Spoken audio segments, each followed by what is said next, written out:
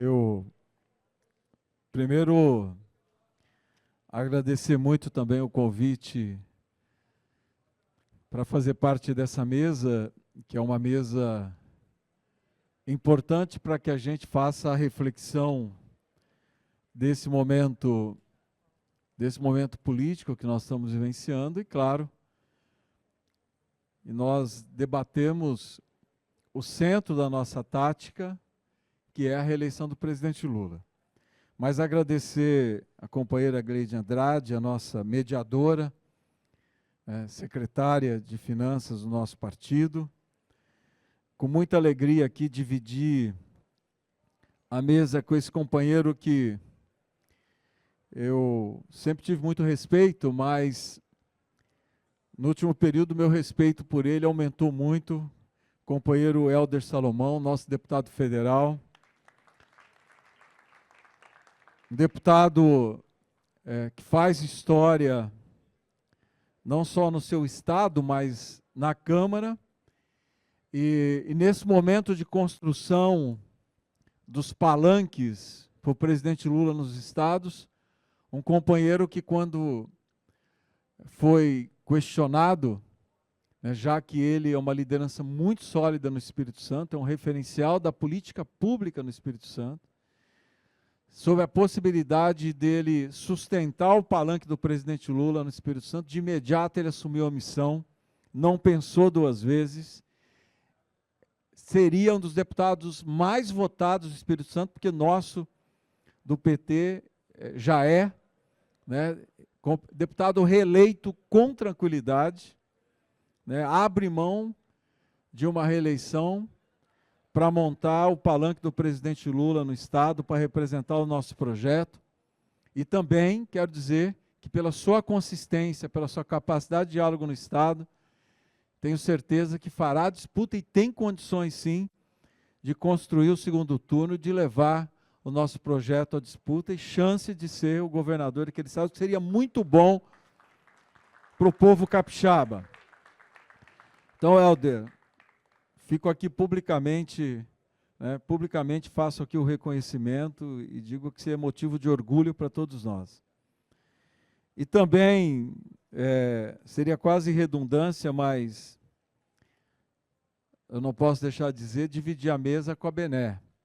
A Bené é um símbolo do nosso partido. A Bené já é maior que uma liderança, ela é um símbolo do PT, é um símbolo da nossa construção partidária, da luta pela igualdade racial, da luta da mulher negra, pela igualdade, representa todas as nossas bandeiras e será senadora da República pelo Estado do Rio de Janeiro.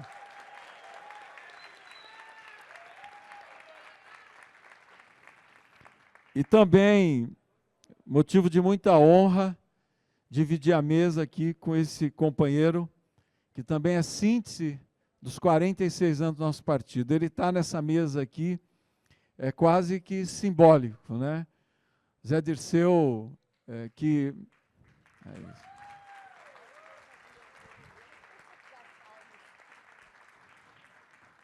Zé Dirceu, que é o símbolo, um dos símbolos da construção da democracia brasileira, fundador do PT, companheiro que mostrou a sua consistência política nos piores momentos da nossa história,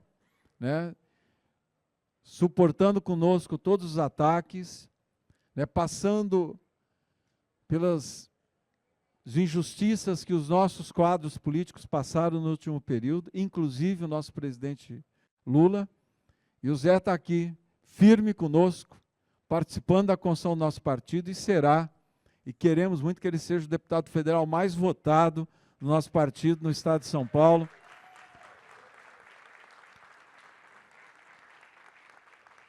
Voltando ao Congresso Nacional pela porta da frente, da mesma forma que ele saiu também pelas portas da frente.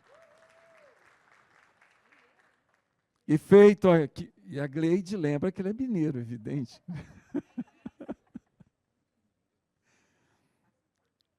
Mineiro do Brasil, Eu quero aqui só levantar alguns temas para que a gente possa fazer reflexão, porque, evidente, uma mesa como essa, a gente tem que... Quero que a Gleide seja bem rigorosa no meu tempo aqui. No período da manhã, nós estávamos realizando a reunião das presidentas e os presidentes estaduais, minha senadora Marília. E nós fizemos um bom debate de conjuntura na reunião com os presidentes e as nossas presidentas estaduais. Eu vou, na verdade, reproduzir um pouco aqui, então quem estava na reunião da manhã, eu vou ser repetitivo, né? Mas quero enfatizar um pouco o centro do debate que nós fizemos, que foi muito importante. Primeiro, a caracterização da conjuntura internacional que nós vamos enfrentar as eleições de 26. Eu não preciso dizer que nós estamos vendo, mas quero enfatizar, né, a mudança na geopolítica mundial que nós estamos vivenciando, né, nesse momento, e os fatos acontecendo aos nossos olhos, que nós não podemos deixar de ter senso crítico e avaliar. A ascensão do fascismo mundial, o fascismo caracterizado pelo pensamento autoritário, pela não aceitação dos diferentes, perseguição aos imigrantes e expansionismo territorial. O Trump, hoje, evidente, se caracteriza como um líder do fascismo do século XXI. E o pensamento fascista, o pensamento autoritário, hoje ele cresce no mundo, ele disputa poder nos principais países da Europa. Nós estamos vendo a expansão desse pensamento na América do Sul, na América Latina, só nós olharmos os últimos resultados eleitorais, e nós só entendemos esse crescimento do pensamento autoritário, de inspiração fascista, se nós entendermos que o mundo vive uma crise do capitalismo, que se iniciou em 2008, com a crise da Bolsa de Valores de Nova York, e essa crise se expande. O capitalismo não conseguiu dar a resposta, não conseguiu reabrir um ciclo de crescimento pós a crise iniciada em 2008. Portanto, o mundo mais pobre, a economia não crescendo de forma sustentável, tirando exemplos que caracterizam a exceção, e, portanto, a exceção só serve para reafirmar aquilo que é regra. A dinâmica da economia mundial é uma dinâmica de recessão. O mundo mais pobre, o crescimento do nacionalismo, portanto, o ditado que a gente utiliza, farinha pouca, o meu pirão primeiro. Portanto, se o mundo está mais pobre, é a Espanha para os espanhóis, é Portugal para os portugueses, é a Inglaterra fora da comunidade europeia, é a Holanda para os holandeses, é a França para os franceses, é a Alemanha para os alemães. E o discurso que levou o Trump à vitória, os Estados Unidos para os americanos. Portanto, se a crise econômica de 2008 derrota a concepção que a economia seria globalizada, que os países não existiriam mais, e que a dinâmica da economia se daria pelas grandes corporações capitalistas, essa concepção de organização da economia foi derrotada. E nós estamos vendo e vivenciando a expansão, a ascensão da concepção de Estado Nacional, de organização da economia a partir do Estado Nacional, mas a partir de uma formulação de valores nacionalistas, xenofóbicos, o que abre uma perspectiva histórica para uma agenda de direita, que do ponto de vista histórico também, talvez só semelhante àquilo que precedeu a Segunda Guerra Mundial. Esse é o cenário que está colocado, portanto, um sentimento de insatisfação generalizada, Portanto, a sociedade, seja a sociedade americana, a sociedade espanhola, a sociedade portuguesa, quando não consegue responder às suas necessidades, não consegue manter o seu padrão de consumo, não consegue alimentar a perspectiva de futuro, cria-se no mundo, e há um sentimento, né, e há uma concepção política que cresce no mundo, que é a percepção de que esse modelo de organização da economia, esse modelo de organização política não responde mais às necessidades da sociedade, o que gera um sentimento antissistema. Um sentimento antissistema capturado, materializado, verbalizado pelas forças políticas da direita. E aquilo que hoje se caracteriza na Europa é o mesmo que se caracteriza nos Estados Unidos, é o mesmo que se caracteriza na América Latina, é o mesmo que se caracteriza na América do Sul e, claro, é o mesmo que se caracteriza no Brasil. Portanto, o sentimento antissistema que é capturado pelas forças da direita. Portanto, a ascensão do fascismo, a ascensão do pensamento autoritário, a ascensão das forças políticas da ultradireita, o que cria, inclusive, as condições objetivas para aquilo que nós vivenciamos na Venezuela, para as ameaças feitas à Colômbia, as ameaças feitas a Cuba, as ameaças de ocupação da Groenlândia. A ascensão da direita gera hoje, eu não tenho tempo aqui para me aprofundar, e nem é o caso dessa mesa, gera as condições objetivas para uma disputa que caracteriza a construção de uma nova geografia política no mundo. É nesse cenário que nós estaremos disputando as eleições de 26. E nós temos que entender que o governo do presidente Lula, o Lula 3, é o governo mais exitoso da nossa história. É mais exitoso do ponto de vista das entregas que o Lula 1, que o Lula 2, que a Dilma 1 e a Dilma 2, que é evidente que foi golpeado, não conseguiu terminar o seu mandato. Esse governo do presidente Lula é o governo de maior capacidade de entrega, seja entrega do Minha Casa Minha Vida, as obras do PAC, obras na educação, entregas na saúde, reconstrução das políticas públicas, e também o governo que gera estabilidade para o crescimento econômico. O PIB brasileiro é um dos PIBs mais sustentáveis do mundo, recorde da queda do desemprego, a recuperação da renda da família brasileira, mas nada disso mexe na polarização política.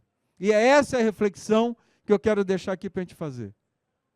Não mexe na polarização política, porque não é só a entrega nesse momento que move a opinião pública, seja a opinião pública mundial, seja a opinião pública da América do Sul, seja a opinião pública brasileira.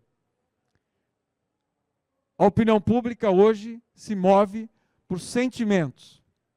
Não significa que a gente não tem que fazer disputa da comunicação, a disputa das nossas entregas, mostrar o êxito do nosso governo. Mas nós temos que enfrentar esse sentimento de antissistema, esse sentimento de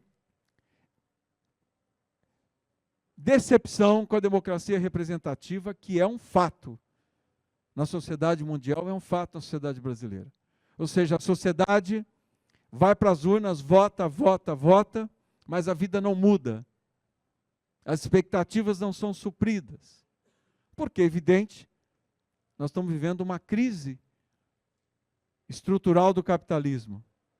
Mas toda essa decepção é jogada sobre a democracia representativa. Eu digo isso porque o Partido dos Trabalhadores tem a tarefa, e nós temos que fazer isso no nosso congresso, que nós vamos realizar em abril, nós temos que fazer essa reflexão, fazer uma reflexão valorizando a nossa construção histórica, o nosso legado histórico, que nós somos um partido, que o nosso legado é valioso, que foi o único partido que ganhou 5 eleições nacionais na história brasileira. Mas valorizando o nosso legado, nós temos que entender qual é a agenda do século XXI. O que é que a sociedade espera de nós no século XXI?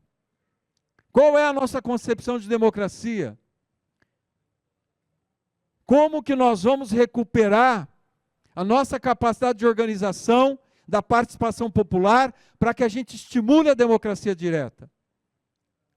Como que nós podemos materializar nas nossas propostas o partido que não aceita o sistema que está aí? O sistema que está aí não é nossa responsabilidade. A crise da democracia não é nossa responsabilidade. A crise estrutural do capitalismo não é a nossa responsabilidade, porque nós não defendemos esse modelo de produção de riqueza, tampouco de acumulação de riqueza. Foi o nosso governo, o governo do presidente Lula, que propôs a maior reforma da renda da história do nosso país, isentando o trabalhador de pagar impostos e cobrando tributos daqueles que não pagam. Esse é o nosso governo.